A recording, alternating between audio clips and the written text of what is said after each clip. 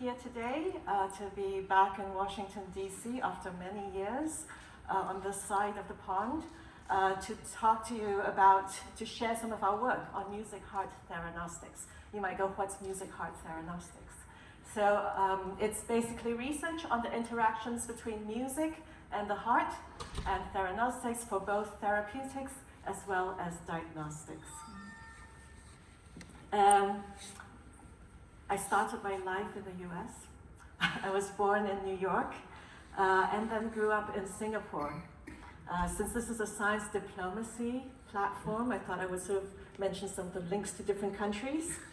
And because I'm a second generation operations researcher, so applied mathematician, I was sent to study with some of the very well-known operations researchers here in the US.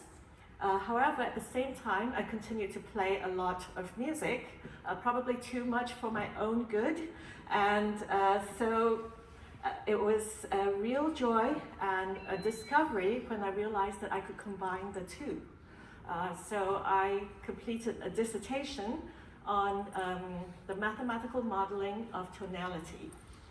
And so this has been written up in a book, if you're interested to find out more about the mathematics behind the model. But it might be more interesting to actually see how the model works.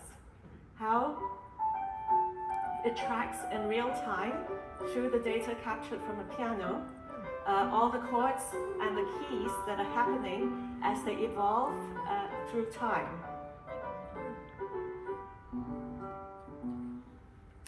So this was research that was funded by the NSF here, and which also funded quite a number of other projects at the intersection of music, mathematics, and engineering. So that was the background that led me to later come to music heart theranostics. So how did I begin the work in music heart theranostics? As a young child, I had an arrhythmia, a supraventricular tachycardia. What that meant was that whenever, whatever my baseline heartbeat was, let's say 60 beats per minute. We can't see your slides. Oh, I'm so sorry. That is a shame, because there were some beautiful pictures. I'll quickly just scan through them. Okay, here's the slide. And my childhood in Singapore, and operations research studies, and playing way too much music for my own good, and making the spiral array model, and here how it works, and you can listen to it as you watch it working in geometric space. Okay, so this is how we track tonality over time. And a lot of this work has been funded in the past by the National Science Foundation when I was in the US. So as a child, I had an arrhythmia which would take my heartbeat at whatever rate it was. Oh, that was strangely short. It would double the heartbeat. So this is 120 from 60 beats per minute. But however, if you were swimming at 120 beats per minute and it doubled, this is what it would feel like. Wow. So imagine trying to swim with that. Doesn't really work. So I had an ablation that got rid of the extra pathways in my heart so that the heart could no longer be triggered into tachycardia. However, 2 years later, I had atrial fibrillation, which again had to be ablated. And again, technology sort of saved my heart from the irregular rhythms that it would get triggered into. And however, at that point, having gone through 2 ablations, which were kind of life-changing, I decided I should do something about this field that I had come into contact with. And so I started by making music of my arrhythmias.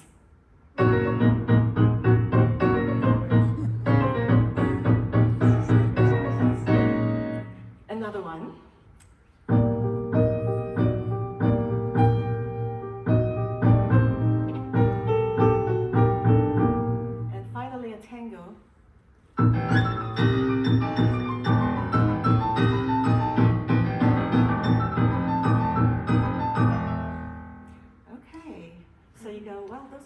little 10-second snippets. This is what the doctors stare at. What can you do with a longer sequence? And I'm going to play you a longer sequence. This is from a procedure where ventricular tachycardia is triggered deliberately and then stopped, just to know where it is so that it can be ablated. So this is a part of that data, which you will hear, which has been highlighted in that shaded orange square. I'll just do that bit where it goes into tachycardia and then out of tachycardia.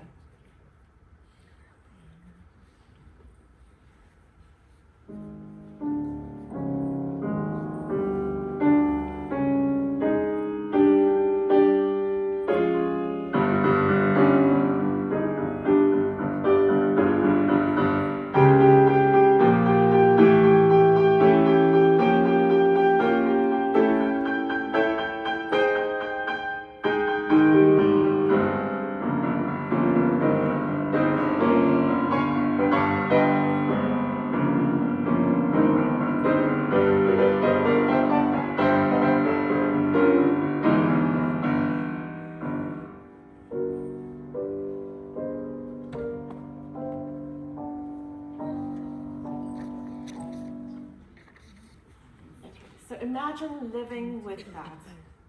So this is what people who get a tachycardia feel like when the heart gets triggered into this fast rhythm.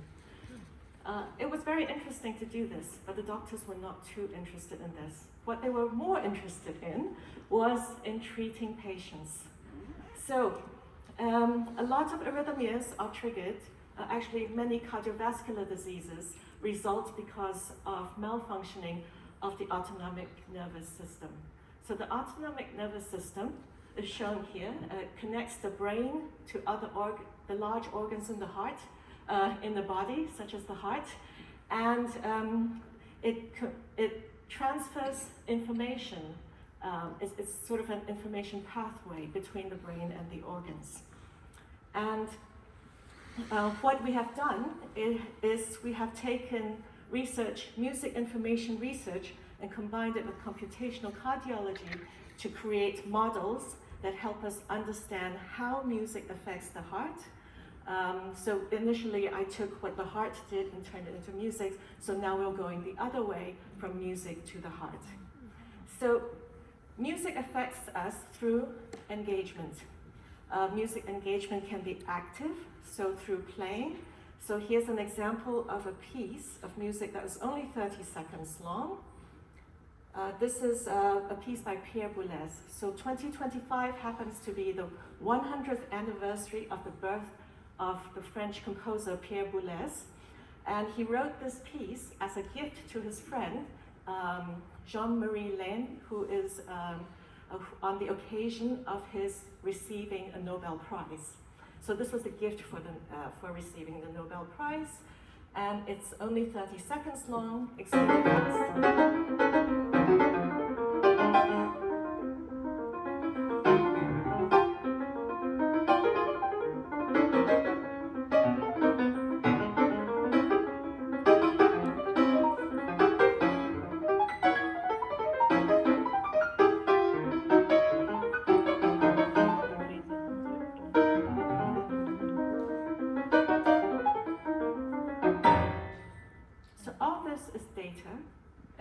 Data can be captured by machines, and today many of the generative models in music, AI, uses data that's recorded and remixes it to create new pieces of music. Here I am playing with an AI system created by my colleague Gerard Assayag in his project, also an ERC-funded project.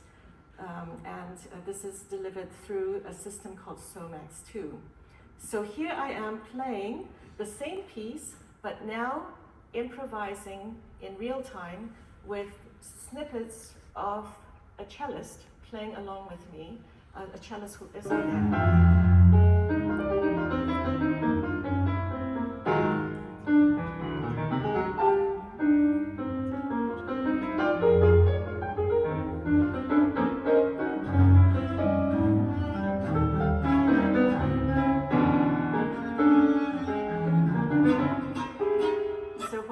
happens when that person playing with me is not a cellist, but now a singer.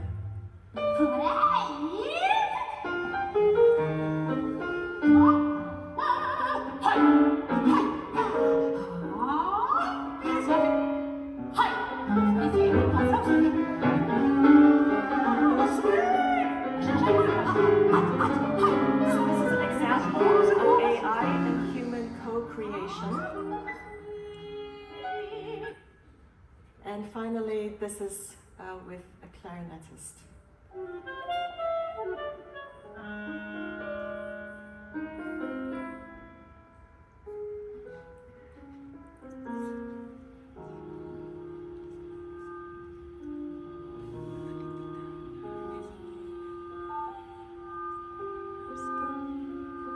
And we captured data of both performers.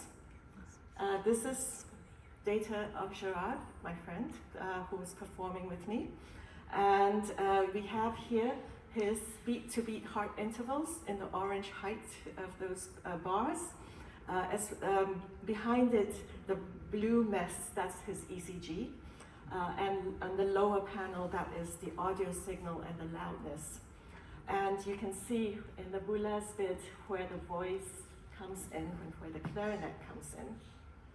And this is my data with some arrhythmias for some variety. So you can see where the arrhythmias come in. And you can see at which parts of the performance and the interaction this occurs. So just to make it more explicit, that's the part with the cellist, with the voice, with the clarinet, and the more mellow clarinet, which made my parasympathetic part of my autonomic nervous system more active, was what triggered more of these arrhythmias. Okay, so we now look to another example. So that was two people playing on stage.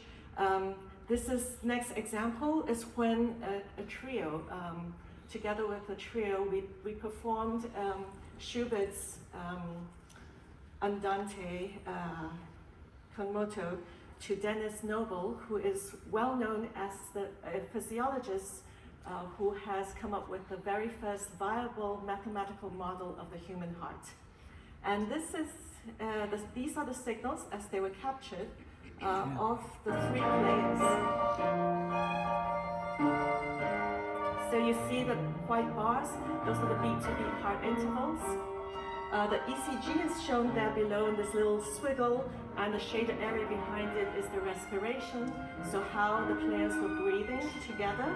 And we have in the orange bit, this is one of the heart rate variability measures. So the higher the heart rate variability, the more relaxed the player was. The lower that is, the more stressed the player was. And you see also the music being played at the same time. This is software that was created when I was in Paris at IRCAM, at the Sciences and Technologies of Music and Sound Lab. And putting all the data together, one of my postdocs, Mateusz Solinski, he analyzed the data and with some models were able to show that as much as 60% of the variability in the player's heartbeat data could be explained simply by the decisions that they were taking in how they were going to play the piece together. And here you can see what happens during a climax. During the climax, all the players the signals were more coherent and moving in the same direction. So this happened more consistently through the 9 rehearsals that we recorded.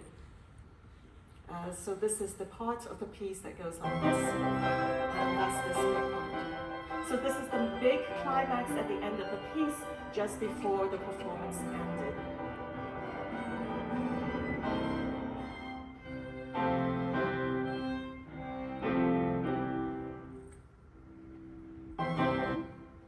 Okay, so it might be interesting now to, instead of looking at players, to look at listeners, because most of us will be listeners unless we are engaged in playing instruments.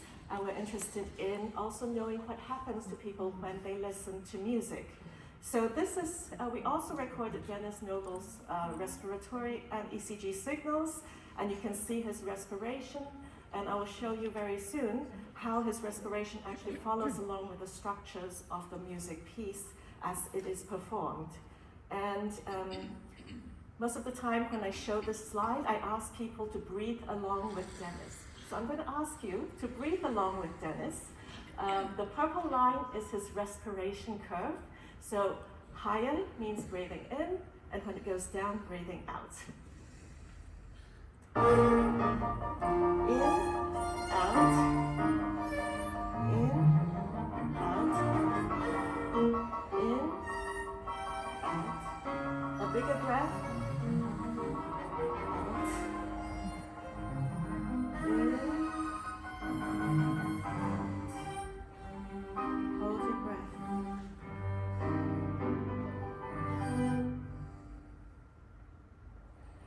In.